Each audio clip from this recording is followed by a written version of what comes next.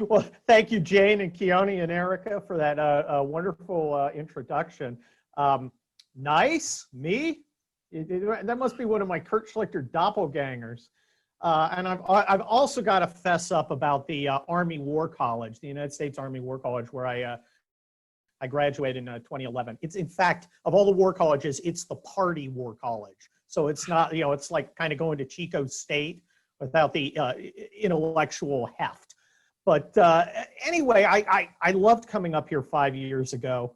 Gosh, I still say coming up here because I'm here in Southern California, as you can tell, wearing cargo shorts under my jacket, much as a Californian would. And I still love my state. You're absolutely right. I did grow up the street from where you guys are now. If you've ever been on 280, and you've all been on 280, you know the Bunker Hill exit. I lived right off that. I grew up there. And I grew up in a very different California. I grew up in a very different America. And it's one I'd like to get back to. And it's one I think we can get back to. So let me tell you what I'm going to talk about tonight. And I'll kind of give you a roadmap. But I got to warn you, I'm going to do tangents. Because I feel liberated. I'm not arguing in front of the Ninth Circuit Court of Appeals today. I'm not in front of some angry federal or state court judge. I'm here with people who think like me, who feel like me, and I may wander off the path. But generally, the way we're going to go is I want to talk about the big picture. Where are we now? What brought us here? And then I want to talk about the immediate now. That is this election. Why are we here? What's happening in it? And then I want to speculate. I want to do some hypotheticals about what could happen and about how we can win. And let me give you a spoiler. I think we're going to win. Jane, you're absolutely right. I'm optimistic. I'm optimistic because I'm an American. I'm optimistic because I lived overseas. Gosh, 4 or 5 years. I lived in the ruins of communism. I lived in the Middle East. I saw the alternative. And what we have here is special. What we have here is important. And what we have has to be protected. And I think Americans will protect it. I think we will rise up.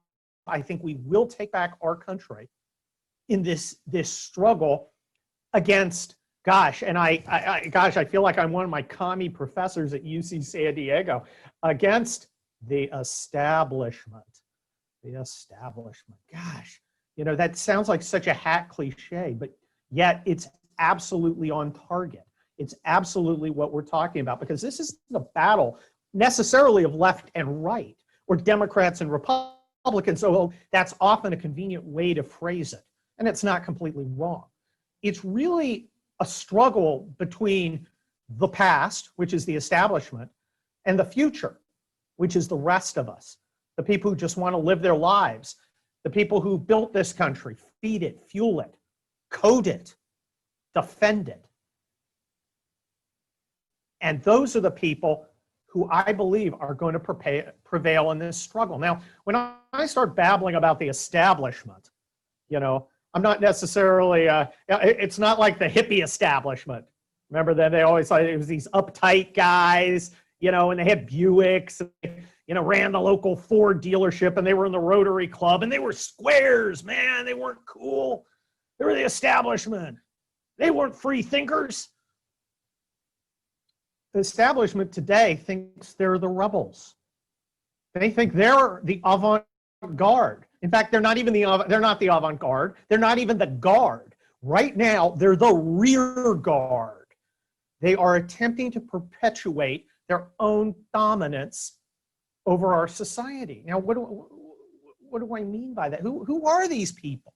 Well, these are the people who run our institutions. And I have a couple books about it. I got Militant Normals, which was my previous book, and that talks about regular people and a lot about the establishment. 21 Biggest Lies About Donald Trump and You talks about it even more, and talks about one of the tactics the establishment uses, which is lying, which is falsehood, which is propaganda. And it's easy for them to have propaganda because it's the establishment. They control the mainstream media.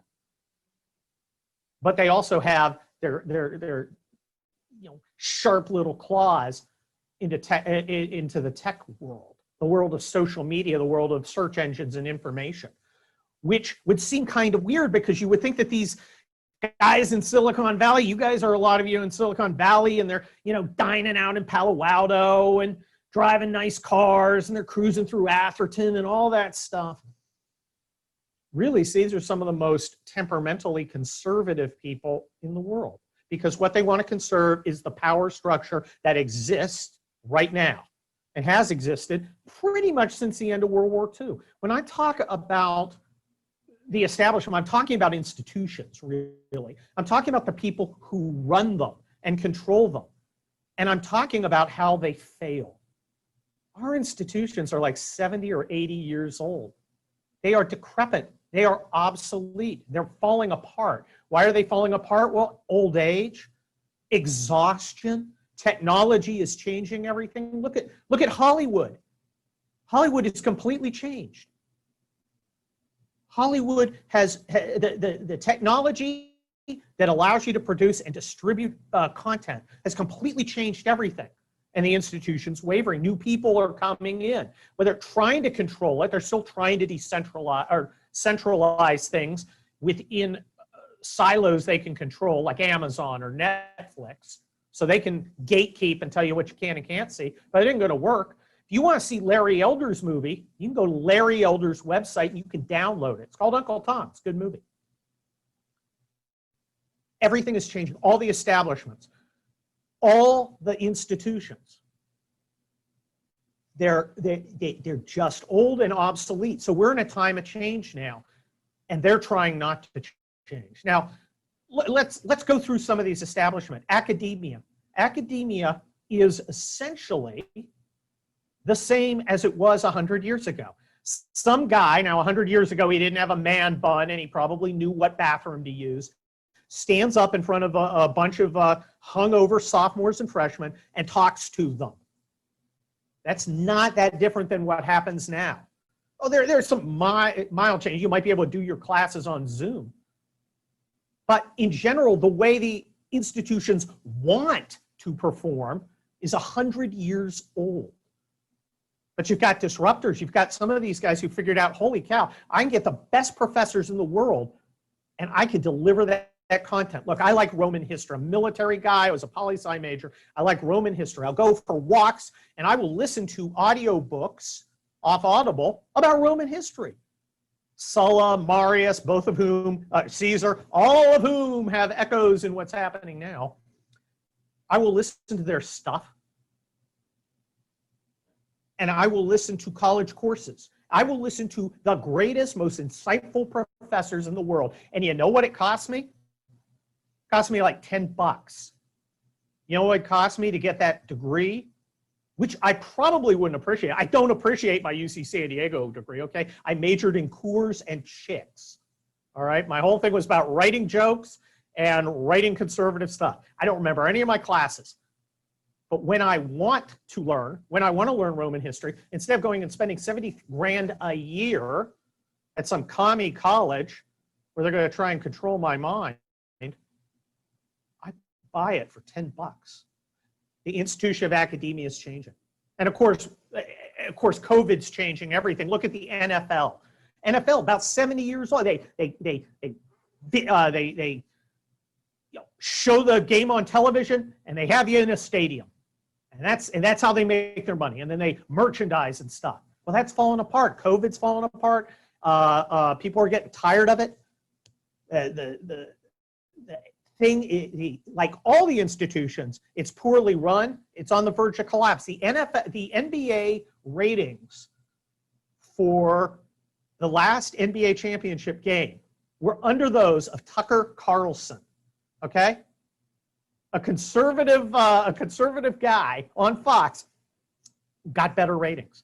That's remarkable. And that shows the institutions are failing. The other reason they're failing, besides technology and, of course, unanticipated things like COVID, the black swan events, it's the people who run them. Except for technology, which is a different area, slightly, the people who run our institutions didn't build them. They didn't create them. They inherited them.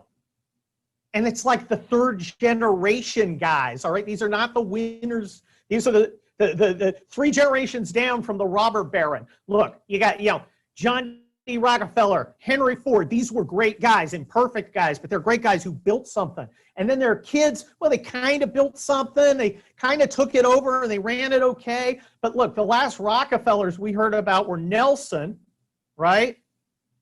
And the guy who got killed by headhunters in Papua New Guinea, all right? Where's the rest of the Rockefellers? Well, they're there.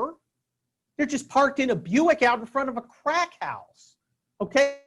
Does anyone know the third generation of the Fords? Of course not. We are living in a way, our institutions are kind of living as a cultural trust fund, all right? And it's run by the worst ruling class we've ever had. Look at these unaccomplished people who presume to be our betters, and nothing's on better display of this than what we saw today with Amy Coney Barrett. Now, Amy Coney Barrett did not come from the elite. Amy Coney Barrett came from New Orleans, a Catholic schoolgirl, all right? And she worked her way up, and through genius and through hard work. I mean, she's sitting there with that famously without notes, right? Of course, if I had raised that notepad, my thing would have read, these people are all morons. And that probably wouldn't have gone over real well. But she's sitting there and she's quoting case law. You know, she's discoursing on the Dormant Commerce Clause. I mean, she's off the top of her head. She's good. She is the genuine article. But she didn't come from the elite. The elite were the guys sitting up in the up there asking her questions, like Mazie Hirono. Do you know what's smarter than Mazie Hirono? Minerals, ham, literally everything. And yet she's one of our betters. These people are clowns. Dick Blumenthal, the hero of Saigon, a guy who's notable for one thing, pretending he went to Vietnam and literally nothing else. Our ruling class is garbage. Our establishment is garbage. Our establishment is full of incompetence, and they're self-serving. Look at Mitt Romney. Okay, did you see Mitt Romney tweeted today his plea for civility in which he blamed us for being angry because we've been mistreated? That's it.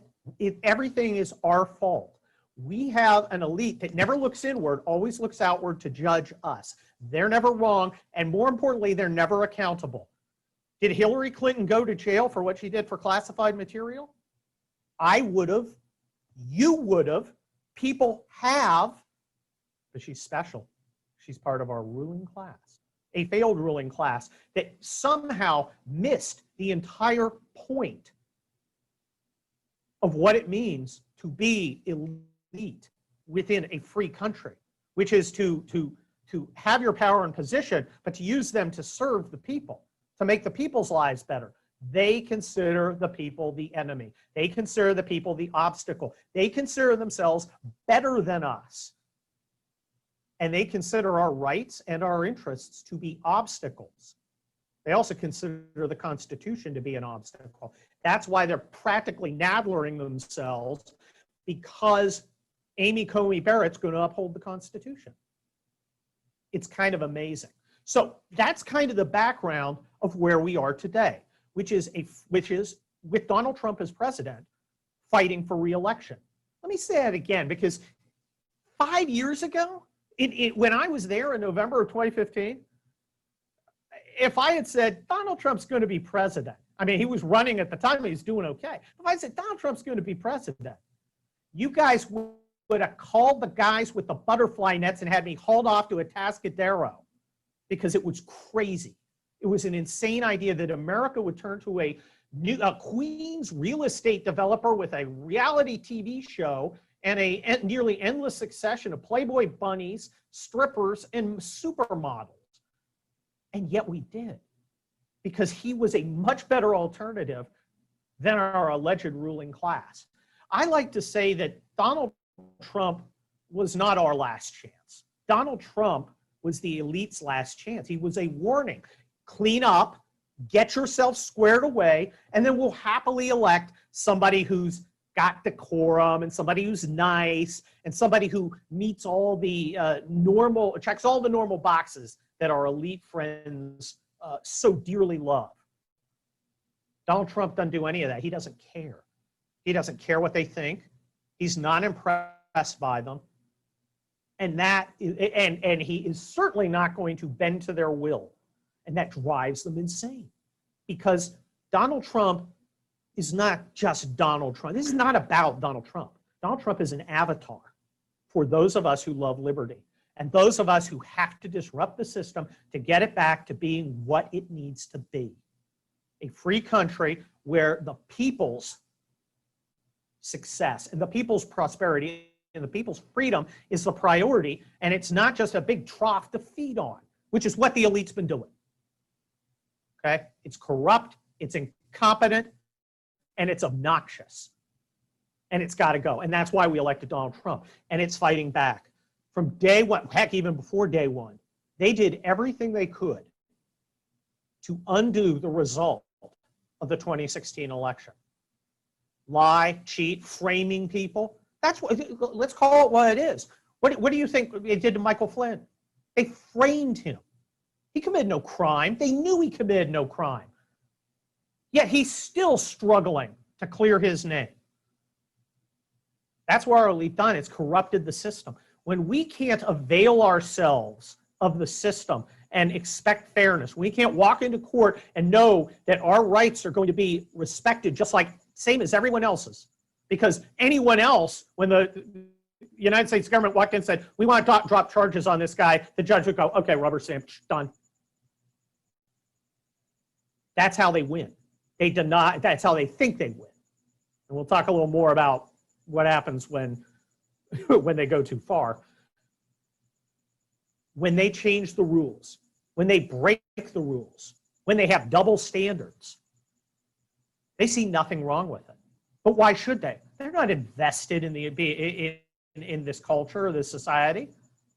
They never, like I said, they never built it. They never sacrificed for it. They were handed it. They inherited it. They are the ultimate in trust fund babies, and the trust fund being the United States of America and everything we have. Now, they have fought and fought and fought to stop this president. And against all odds, he's made incredible progress, even in the first term. Think about it. The entire press is not only against him, it's actively for the other side. Actively for the Democrat candidate. That's mind-boggling. And of course, like all the institutions, the media is a complete disaster. 50 years ago, they at least pretended to be objective. We knew they leaned a little left, but they at least pretended to be objective. They don't pretend. Look at the New York Times. You can't, a sitting senator like Tom Cotton can't even put in a op-ed stating a position that the majority of people take, which is reasonable military force can be used to suppress an insurrection. I'm familiar with that because I was literally within the Los Angeles riots with the 3rd Battalion, 160th Infantry. So that's, and I wrote my law review article about it, so it's a subject near and dear to my heart. They apologized for printing it because a bunch of woke babies in their newsroom cried that presenting them with an idea that the majority of normal Americans think is perfectly acceptable was literally violence. And the institution caved in and gave in to them. So we have every element of the American institutions fighting Donald Trump right up to this election. And let's talk about this election. And I want to talk about how I think it's going to go. Because everybody's against them except the people. I'm a military guy. I'm also a trial lawyer. So I have this problem. I have to get the actual ground truth. I have to fight confirmation bias at every turn or I'm going to fail. Now, normally in my pundit role, that's not typically something you do, but it's kind of ingrained in me from leading battalions and being a brigade deputy commander and being a trial lawyer. You gotta hear the bad news. So I look for the bad news. And I am looking at the data points about this election. And the only bad news I can find are some of the polls. Not all of them, because the polls are mixed and they're also contradictory. But some of the polls have Trump very, very much down. And you would think that that would be a really, really good fact for Biden. Oh my gosh, the polls say I'm going to win. Can we trust the polls? And gosh, man, I hate even saying that, because that's, you know, that kind of sounds like a loser's game. Oh, I don't believe the poll. There's only one poll that counts, and that's election day. But in fact, there's a lot more to it. Let's look at the polls. The polls were wrong 4 years ago. That is a fact. And don't let anyone tell you that, oh, no, the polls nearly called it right last time. That is baloney. This time, last election cycle, Trump was down like double digits, according to all the smart people who knew everything. Double digits. And remember, about 4 years ago this time, Access Hollywood came out. So Trump was having some problems. Trump also hit his bottom, I think, during the COVID thing about a week ago. I think that was his bottom. I think he's climbing out now. Why do I think that? Well, let's look at the battleground polls. Battleground polls are much tighter, and the Senate races are getting much tighter. Now, again, am I relying on polls? Not necessarily. I'm relying on polls giving different results. Look, if Trump's down 10, 12 points, okay, and remember, he lost by like 2 points last time in the popular vote, which doesn't matter. If Trump was down 12 points, Texas wouldn't be competitive. Georgia wouldn't be competitive. Arizona wouldn't be competitive. Okay, he might have West Virginia. That'd be about it. It'd be this like red dot surrounded by blue, but it's not. So the polls don't tell the whole story. Do I trust the polls? Well, there's two reasons not to. The first is the non-cynical one. The first is the competence one. Of course, last time they screwed up. They got it wrong, right? They got it wrong. What Nate Silver was saying, well, there's a 97.3% chance Donald Trump will lose. And of course, Donald Trump wins, and he's like, oh my gosh. The fact is, it is hard to poll conservatives. I talk to a lot of conservatives. I wish I could be there in person with you guys, because I'd ask for a show of hands. How many of you guys have been polled? How many of you guys have been polled and took the call? Because I'll tell you, it never happens. Never happens that, occasionally I'll get a call, and it never happens like, oh, hi. Oh, a poll? Wait, I'm just going to put my ribeye steak aside, let it get cold, and talk to you knuckleheads for 20 minutes. Yeah, that's cool. Yeah, I got time for that. Unlikely. A lot of us just don't buy into it. We're just out of it. The other thing is they screen by likely voters. What's a likely voter? It's not a registered voter. Registered voters are different. Just somebody who's registered. A likely voter is someone who's voted in the last 4 elections, 3 or 4, depending on how they screen it. Trump brings in people who've never voted before in vast numbers. People who are alienated by a system. People who see an outsider because they're tired of insiders. They're tired of insiders shipping their jobs to other countries. They're tired of insiders sending their kids to wars we refuse to win, and that they can't articulate a reason for us to fight. They're sick of an elite that won't do basic things like keep law and order and secure our borders. So they're not exactly screening for the right people. So that's the competent thing. The other reason you cannot necessarily trust the polls is they're mostly media polls, and the media is against Donald Trump. Now, am I saying, folks, that they might very well make things up? Hell yeah, of course I'm saying that. What is there some sort of line? Is that, well, we've been lying about the very fine people thing for 3 years now, but I'm going to draw the line at tweaking a poll to try and drive down Trump turnout. That's one red line I'm not going to cross. Come on, there's no boundary like that, and you don't have to just make up numbers. You can raise the number of Democrats in your sample or drop the number of Republicans. You can tweak with the crosstabs. Look, if these guys are lying about, God, what's the most recent? God, there's so many of them. The Mount Rushmore thing.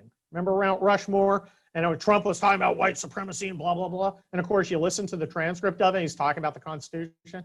If they'll lie when it's that easy, when you're about 3 clicks away from being able to get the whole transcript, and they're lying about it anyway, why would they not fudge some numbers in a poll to get a result they want? I mean, look, it's the CNN poll or the CNBC poll. These are not friends of Donald Trump. Now, yes, Fox does some too, but of course, Fox, which is now run by the heirs of the guy who found it, that seems to be going away too. Seems to be following a Drudge. Once again, another institution kind of fallen out. It's a continuing theme. Okay, so we talked a little about the polls. What's the positive stuff? Well, I don't know. Enthusiasm. Everybody I know would like low crawl over broken Michelob bottles to go vote for Donald Trump.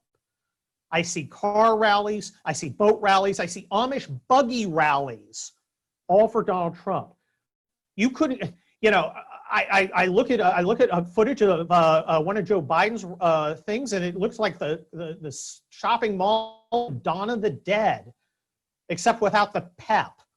I mean, who's the guy out there going, yeah, Biden, man, Biden? Absolutely no one. Dr. Jill hasn't got that excited about Joe Biden, ever. He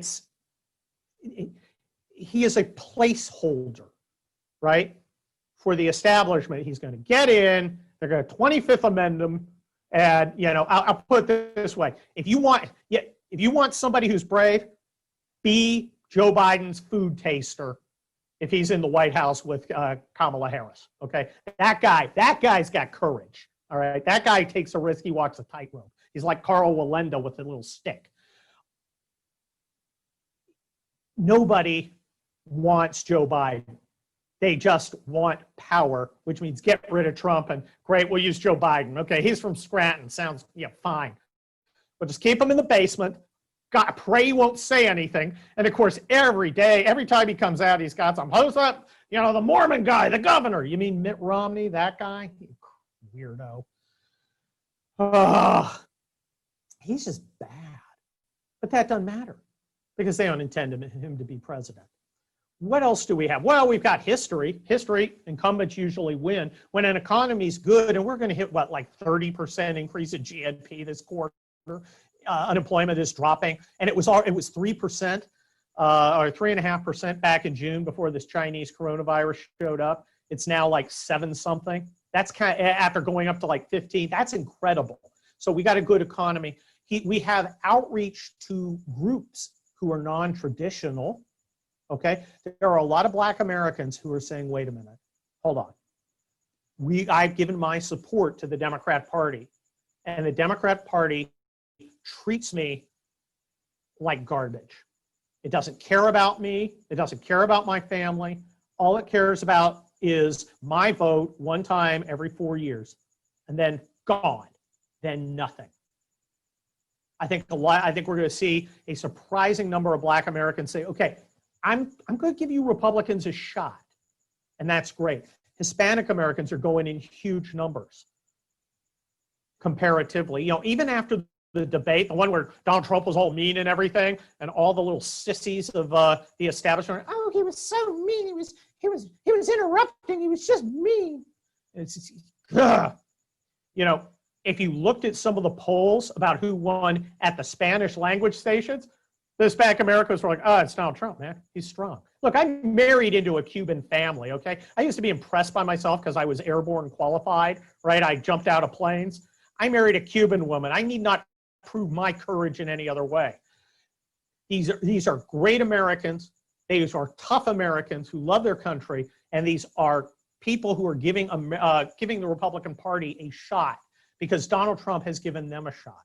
Donald Trump has made it possible for them to support their families. Donald Trump has made sure their kids aren't getting killed in wars.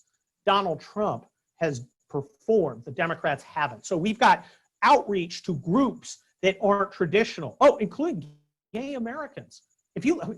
Who would have thought that the first gay cabinet official would be in the Trump administration, a Republican administration, Rick Grenell, who, if you read 21 Biggest Lies About Donald Trump and Me, and you, I think he is the heir to Donald Trump. Yeah, he's gay. That's the least interesting thing about him. He went over to Germany as ambassador. He got the Germans to start paying more of their own fair share. He told all the Euro weenies to go pound sand. And as a guy who served in NATO, that just warms my heart. And then he came back, and as acting director of national intelligence, he started declassifying all the evidence of all this. I'm going to try and keep it FCC compliant. All this coup attempt stuff. Rick Grinnell's great. And gosh, I could go on for about a half hour. I'm also, he also lives near where I do in the South Bay of Los Angeles. He's actually a personal friend. I'll have dinner with him and his partner, Matt, every once in a while. But it's also interesting that, you know, you'll be at Trader Joe's and I'll be like getting the orange chicken and I'll look up and I'll be like, oh, hi, Your Excellency. How you doing, Mr. Ambassador? It's a very, very strange feeling. Great guy. And I highly recommend you see if Rick Grinnell come talk to you. And I will certainly put in a good word for you if you would like me to do that, because he is the real deal. And frankly, like many military guys, I am a big supporter of the cosmopolitan Ivy League gay man who is likely to be a vice presidential candidate or maybe even presidential candidate in 2024. So is Trump going to win? Well, let me ask you, give you the last factor that I think is very, very important. And we can talk about flags and things, because if you read my town hall column, you know, I believe that flags are the secret handshake for us in the blue states. You don't want to put a Trump sign out because you don't want some guy with a man bun coming in your yard and crying about how it's, you know, you're literally murdering him by having a Trump sign there. So you put out the American flag and people are like, yeah, I know. You never see an American flag at a place that has a Biden sign. It doesn't happen. But here's the one test. Like I said, I'm a military guy. I want to find facts, and I've been looking for them for a long time. I've been looking for this unicorn. I have met a ton of people who did not vote for Donald Trump in 2016. They didn't vote at all, or they voted for that McMuffin guy who ran up a bunch of campaign debts and stiffed people because principles and morals and stuff, and who maybe even voted for Hillary Clinton, and they're now voting for Donald Trump. I have met a lot of people like that. Here is the number of people I have met personally, and I've heard tale of others, but personally that I have met who voted for Donald Trump in 2016, but now want to vote for the desiccated weirdo who wants to pack the court, take our guns, freedom, and religious liberty. I have met zero. Now, I do not mean I've met a couple or a few or some. I'm not you know, underplaying it. I have met none. If Donald Trump is 12 points down, that means he's lost about 15% of the people supporting him, right? About 15%. That's about 1 in 6, 1 in 7. If 1 in 6 or 1 in 7 of Donald Trump's supporters have changed their mind, I'd have probably met one, and I think you'd have probably met one. In fact, a lot more than one. So I don't buy it. I think we are going to come out again. I think we are going to drive the establishment nuts, and I think we're going to reelect Donald Trump. And if we do, we're going to have a fight.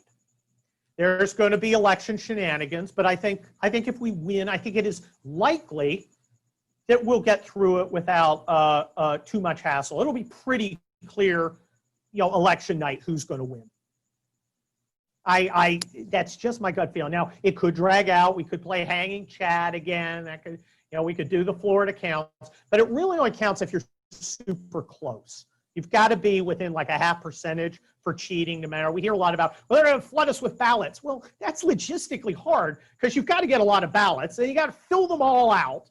Okay. And if the only thing is filled in, you get like we found 5,000 ballots in back and they're all for Joe Biden and none of the rest of it's filled out. People are going to talk. That's going to be suspicious. So it's physically hard to have large numbers of fake ballots, large enough to tip a very, very a race that isn't very, very close already. Like Norm Coleman in Minnesota was very close. I mean, we're talking hundreds.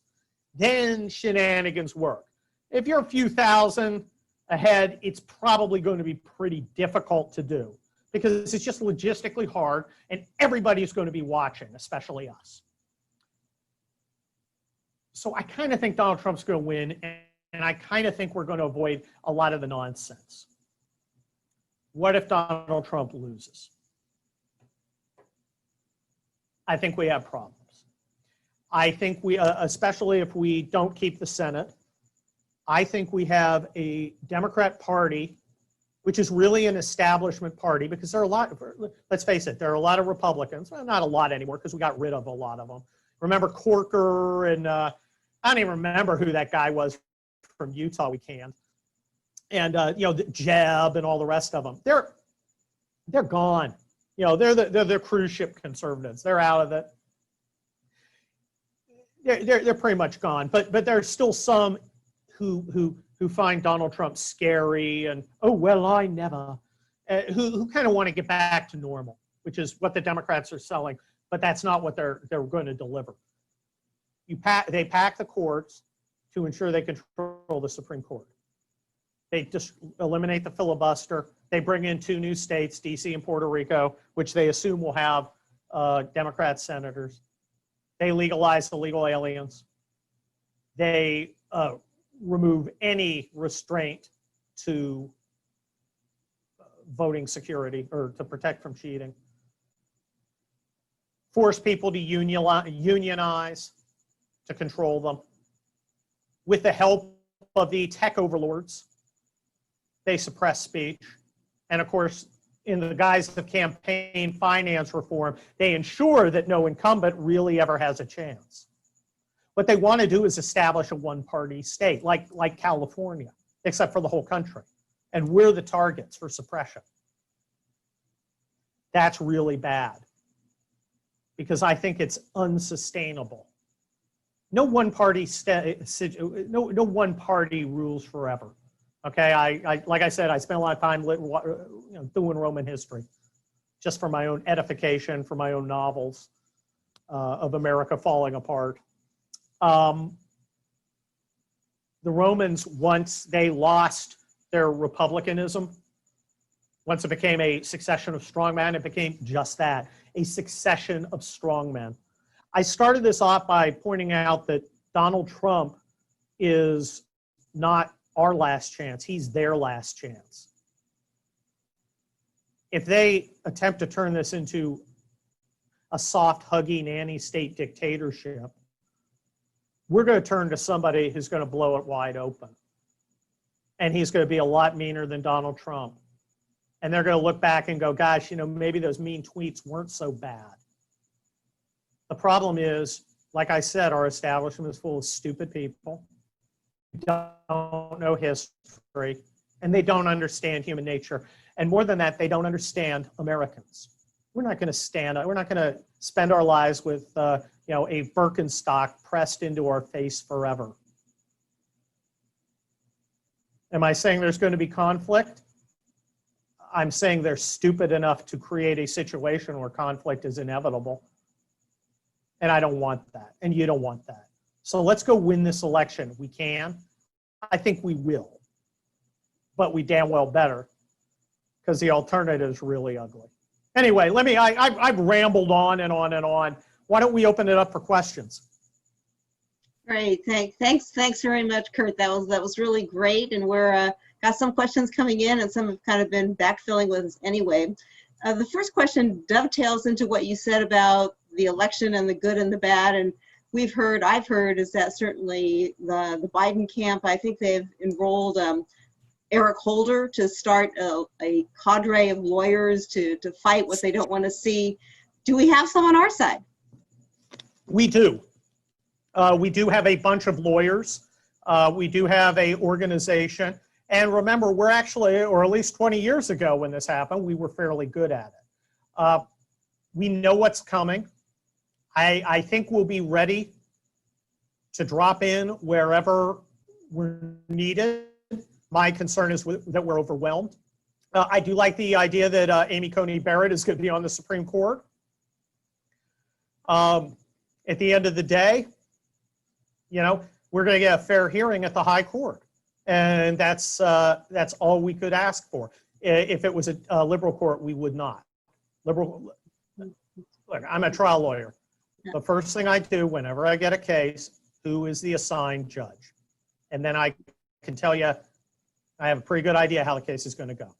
Even in a political case, I'm always right. Non-political case, it's a little different. But in a political case, you tell me a couple things like who appointed this person, I'll tell you how they're going to rule on a political issue. Yeah, and I'll be right 90% of the time. I would go to Vegas and come back with a Maserati with the kind of success that I'd get on those bets. That's good to know. The next question taps into your military background, and that's I understand you are retired, but yes. What is the impact of morale in the military? Can you speak to that? Are they concerned, or I'm sure there's all kinds of different opinions. Is there a prevalent one? If I had my way, I would fire every 06 colonel and above in the entire United States military and invite a very few back. The problem is the military, first of all, it's a peacetime military with a tourist war out there that you can go to. You can get your combat patch and a couple medals and command qualification. It is now 19 years since we invaded Afghanistan, and we are still fighting. That means we haven't won the war after 2 decades. That is an unbelievable failure in every way. It's a strategic failure. It's a tactical failure. It's a failure of performance. I do not blame our troops. Our troops are magnificent. I believe they are poorly led by a military that has been devastated by Barack Obama and liberalism. When you're getting Black Lives Matter racist propaganda shoved down the throats of the cadets at our military academies, that is a disaster of stunning proportions. And Trump has so many fires to put out, and he's so occupied winning this election. Gosh, I can only hope that he asks me to come back in an advisory capacity to go and be that. If you ever saw the show Office Space, they have a couple of efficiency experts who show up and go, exactly what do you do? And I would love to be that guy with some of the generals going, what do you do? What value do you bring to this organization? Do your ships collide with other ships? Can your planes fly?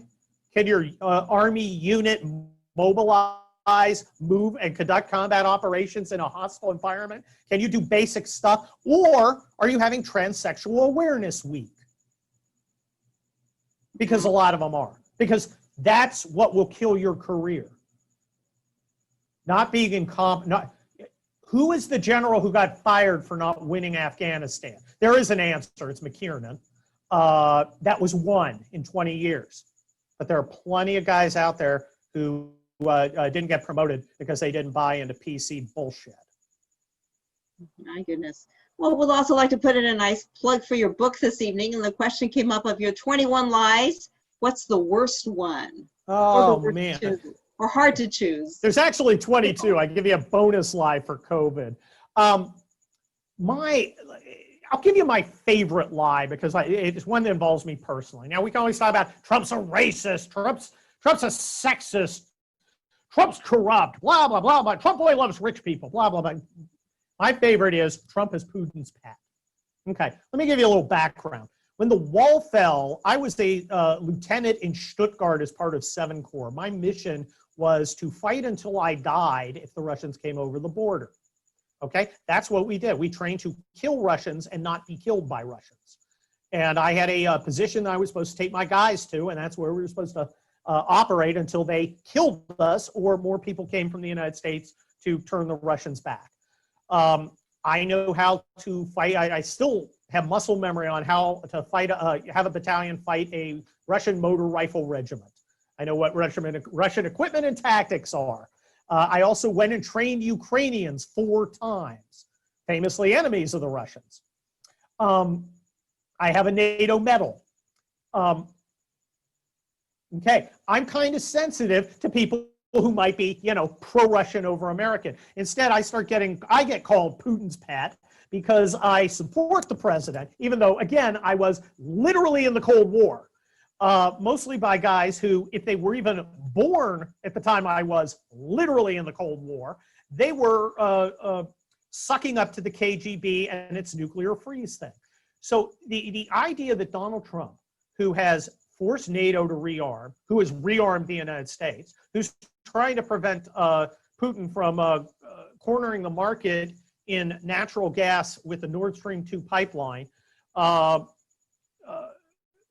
who literally killed Russians when they attacked an American forward operating base in Syria.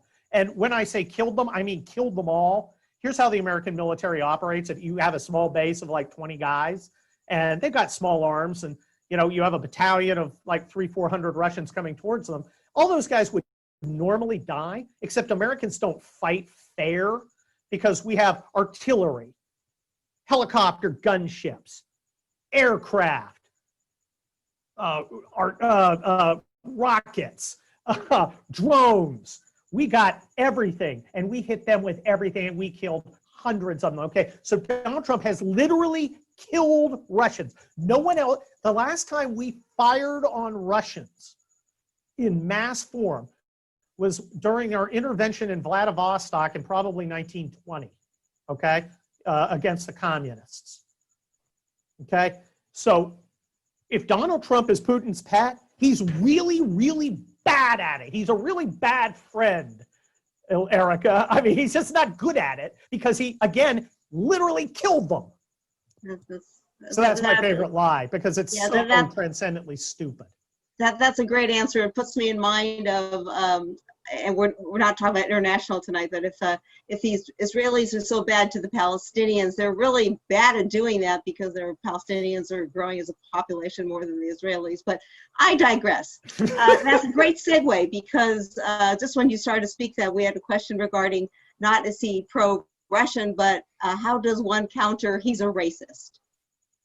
Well, it's so manifestly stupid that what it does is it illustrates one of the themes of my book, 21 Biggest Lies About Donald Trump and You, which is the elite doesn't feel compelled to be bound by such bourgeois conceits as facts and evidence and truth. Until Donald Trump ran for president as a Republican, no one had ever even hinted that he might be racist. He's got hundreds of pictures with people of all races. He has given money to groups that benefit all races. And it's not even, the idea that Donald Trump is some sort of secret racist doesn't even work. First of all, remember, all these elite guys were like hanging with him, because he was fun. You go to his parties, he's got good food, and there's pretty girls, and maybe you fly in his plane, which is nicer than Epstein's plane, though it doesn't quite go to the same place. They loved Donald Trump. So they were, and he paid, and sometimes he contributed to her campaign. So they loved Donald Trump. So what they're basically saying is, yeah, I totally hung out with a racist. No, he only became racist when it became convenient. It's not even internally consistent. If Donald Trump is a money-grubbing corruptocrat, why would he spend time caring about people's race? That takes his mind off the only two things that allegedly he cares about, which is money and hot girls. So it just doesn't make any sense. And the simple fact is, if he is a racist, by lowering black unemployment to the lowest level ever, again, he's not very good at it. Yeah, bad racist if you do that. Well, Kurt, you haven't been lively enough, so I'm going to give you a couple of minutes now to unload on the Lincoln Project. Oh, God! See, I knew that would. I knew that would wind you up. Banjo strumming freaks. I look. There are a few things in my life I'm proud of. I have wonderful children.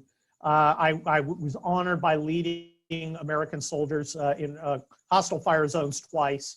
And commanding at the battalion and deputy commanding at the brigade level. I mean, these are great honors, but I think my proudest achievement in life is probably using the cruise ship emoji in Twitter to illustrate these hacks. And why the cruise ship? Because they are cruise ship conservatives. They are the guys who conserve nothing, but always had a conservative cruise that you could go on, and next time we're really going to take it to them. We're really going to fight. And they conserved nothing. They did nothing. They were liars and scammers. And and when things got hard, when they weren't the center of attention anymore, because they were Weekly Standard, remember, it used to advertise, we're on every desk at the White House. And now, you know, Bill Kristol, he calls the White House and they're like, yeah, yes, this is Bill Kristol for the president. And they're like, who? Bill Kristol? Oh, loved you in City Slickers, but the president's busy. And it just gnaws at their soul because no one cares. No one's impressed. They have no power and prestige. So they go to the Democrats on their knees and they beg to be allowed to have McNuggets at the kiddie table while the adults eat. And maybe they'll get a little scrap of, maybe someone won't eat the fat off his ribeye and they can have that. They're pathetic losers, you know, getting like some dog scrambling for something. It's pathetic. It's embarrassing. They are losers. They are failures. And, you know, if you ever watch me on Town Hall with Larry O'Connor and Chris DeGaulle, I go into graphic and much more detail, which I won't do here because this is a family liberty forum. But I just despise them. Bill Kristol, that piece of hailed my my novels. I have 4 novels, working on a 5th one: People's Republic, Indian Country, Wildfire, and Collapse, which takes place largely on the San Francisco Peninsula, about America falling apart, splitting into 2 countries. And they're very popular books. And he got a hold of them, and he called them appalling and said they were racist. And he said I was racist. And I was like, that's stunning. And I turned to my Hispanic wife and I said, honey, I've got some bad news for you. No, these people are contemptible. They are losers. They have failed at everything. They will be consigned to the dustbin of history. Win or lose, they are nothing and never will be. And I'm being nice. Well, there we are. I think that would do it. Boy, talk about setting for me to spike, huh? Yes, yes. Maybe a more serious topic. A great question came in about on the issue of law and order, and between Trump and the federal and the Democrat governors after the election. And the question was posed, in, if you could answer briefly, in one of 2 ways: Trump wins or Trump loses. What happens with the very blue governors and the problems they're having in their states? The blue governors empower riots in their cities because they think it helps them. Soros, of course, bought a bunch of DAs. So the only places you see rioting are where you have a mayor holding back the cops and a DA who won't charge these guys, flying top cover for these Antifa guys. Where they are charged, like remember Lancaster? Well, in Lancaster, they got a $1 million bail when they were arrested, and they're stuck in jail. And remember, there's 3 types of Antifa, okay? There's the cadre, who are the hardcore communists, organizers, and they stay in the back, they handle logistics. There's actual criminals, you know, the meth addicts. You see a picture of these guys, and half these guys look like they are, you know, living on a sidewalk, picking up butts and, you know, shooting junk.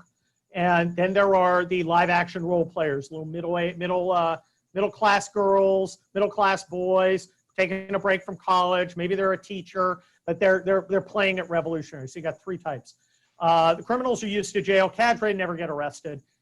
And it's the middle class, they go to jail and they expect to get out. And the guys are like, oh boy, I'm going to get laid because I got out. I was in jail and all the girls are going to think that's cool. I mean, you know, if that's their preference. Oh wait, I'm not allowed to say preference anymore. Found that out today from Maisie Hirono. But when it gets serious, it's a problem. That's why they don't riot in Lancaster, because they got $1 million bail and they're still sitting in jail. That's why Trump has sent in the feds.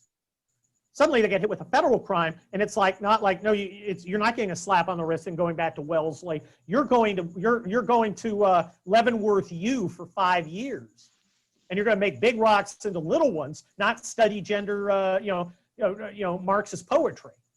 Okay, then it stops being fun. So in the Democrat things, it will always go on there with the caveat that the feds will cut out some of it. I think there will be some violence if Trump wins, but I don't see it, especially if Trump's decisive. I think it's just problematic for him. Remember, the violence generally, not completely, but on the large scale, stopped when the focus group started saying it was hurting Democrats. So if they think it's going to hurt them, it'll stop. If they think it's going to help them, it'll go on. I do not expect Trump to could declare martial law, frankly, and I've talked about this in detail on Town Hall. This is an information operation, not a tactical one. They have no combat power. They control no significant area. They have no significant firepower. You can let them rage all they want. All they do is destroy a small area. That's it. It is not an insurrection. It is not a guerrilla war. But it is to show by being on film that you can't control violence. We are in control, and that's a lie. What they want to do is they would love to provoke a military response. They would love to provoke Kent State. Remember, everybody knows what Kent State is, and that happened 50 years ago. So that's not a bug. That for them is a feature. 10 get an infantry platoon opens up and takes out 10 of them. And remember, these National Guardsmen now, almost all of them have done a tour. All the leaders have. Okay, they know how to kill people. And that's, and that's one of the issues I wrote about in my law review article on the riots. So they could hurt a bunch of people, and then they've got martyrs. So I think it's smart not to use excessive force. If the Democrats want to destroy their blue cities, okay. Yeah, it's more of an attitude. Okay, so to If end you're it on enough to vote for them, suffer. To maybe end our evening on a happy note before I turn it back over to Jane, a few minutes on the lovely Amy Coney Barrett, and start with the belief her chances for her confirmation. There is a 100% chance she is going to be confirmed. She is driving the Democrats nuts because she is the ultimate normal person. Mm-hmm. And when I say normal, I don't mean in intellect. Not everybody has her intellect. Man, she is smart. But she's a hard worker. And she's a person of faith. Not a Kamala Harris person of faith, which means I don't really go to church, but I'll kind of wink, wink. She's a person who lives her faith. She raises a family. She adopts kids into her family without regard to color or where they came from, based solely on love. She is everything we want a American woman to be. She has done what she wants to do, the way she wants to do it, found her balance, worked it out with her husband. Apparently her husband stays home, and that works for them. That's great. I remember when my dad was a middle manager at Folgers Coffee in South City in like 1989, before they discovered they could fire everybody, they gave him a golden parachute. So he retired, and that's about the time Duke Machen appointed my mom a judge in San Mateo County. So my mom was working. My dad was sitting at home, gardening, always busy, running his consulting business, doing his stuff. But, I think it's important, looking at Amy Coney Barrett, that there's this idea that we conservatives are all John Lithgow and Footloose, these uptight guys who get upset because the kids might be dancing. And that's not so. And the idea that we're all exactly Leave It to Beaver, well, we want a happy family like Leave It to Beaver. We want a loving family like Leave It to Beaver. We want a family that raises great kids and are patriotic like Leave It to Beaver. But it doesn't. Barbara Billingsley doesn't have to wear a pearl neck, pearls, and God, Hugh Ward, I guess, he doesn't have to go to work from 9 to 5 every day. They can live in a different way and still do that. So we're not trapped in this, plastic fantastic pseudo 50s mold that they all think we're in. Amy Coney Barrett destroys their bigoted stereotypes. And they hate her for it. You thought they hated Kavanaugh? They didn't hate Kavanaugh. I mean, they hated Kavanaugh. But they didn't hate Kavanaugh. They hate her because she's subversive. And that's why we love her. And she's totally going to get confirmed. Yeah, great. I listened to a little bit of the hearings this evening, and my goodness, it's totally unflappable. Just really great delivery. Well, look, she's not. Look, I mean, she's staring there, looking at like Mazie Hirono. Like you look at the person, and that got your Big Mac order wrong. You're like, I asked for no pickles. Oh, that's Maisie, right? And she's, Amy Clay, very, very patient. And, she's just sitting there going, I'd love to hear what's her. She's just going, you idiot. Good Lord, you are so dumb. poised. Oh my gosh. I'm just going to be polite. Yeah. Bless your heart. Yeah. Well, thank you so much. This has been a great evening, both your presentation and the Q&A. And I see Jane's back in our Hollywood Square. So Jane, if you could kind of wrap up the evening for us and then take it over to Keone. Yeah, thanks so much, Erica. Kurt, people say, oh yeah, that's the guy you'd like to have a beer with. No, you're the guy I want to be in a foxhole with. Thank you. Thank you so much for coming. I don't know, I feel like when I get off of this meeting, I'm going to press leave, I'm going to stand up and I'm going to drop and give you 10. Well, I really appreciate talking to you guys. I think you guys are perfectly centered to bring a message of freedom to people who need to hear it, which is the tech folks. Tech folks need to be liberated. We got they were supposed to be these freewheeling swashbucklers, and instead now we got this rigid university campus conformity. And I think you guys provide an option to break that. And it's very important. I'm glad, I really appreciate you guys calling me up and asking me to do this.